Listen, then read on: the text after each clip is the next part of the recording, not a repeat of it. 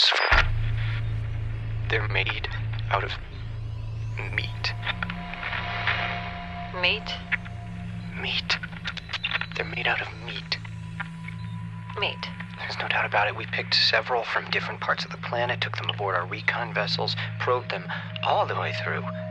They're completely meat. That's impossible. What about the radio signals? They use radio waves to talk, but the signals don't come from them. The signals come from machines.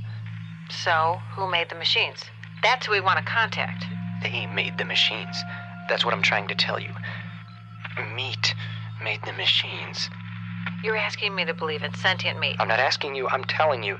These creatures are the only sentient race in this sector, and they're made out of meat.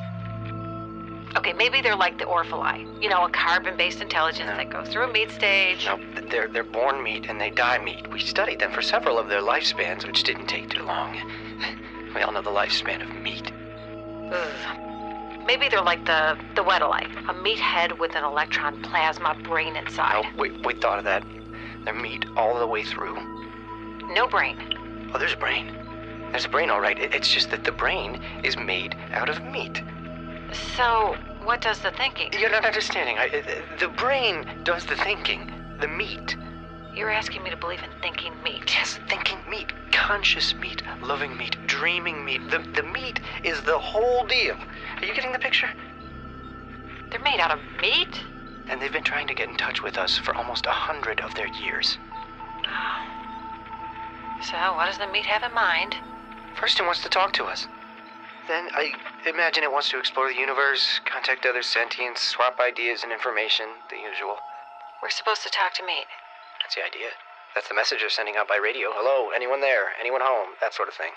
They actually talk then. They use words and ideas and concepts. Oh, yes. Except they do it with meat.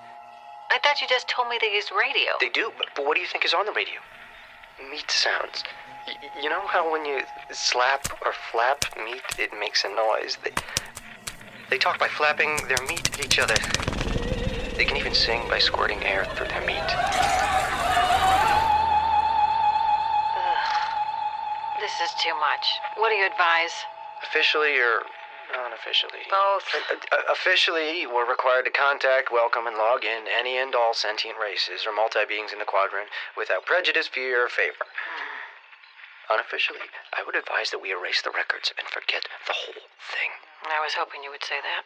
It seems harsh, but there's a limit. Okay, how many planets are we dealing with here? Just one. They can travel to other planets in special meat containers, but they can't live on them. And being meat, they only travel through sea space, which limits them to the speed of light and makes the possibility of their ever making contact pretty slim. Infinitesimal, in fact. So we just pretend there's no one home in the universe. That's it. Okay, and the ones who've been aboard our vessels, the ones you've probed, you're sure they won't remember? They'll be considered crackpots if they do. We went into their heads and smoothed out their meat, so that we're just a dream to them.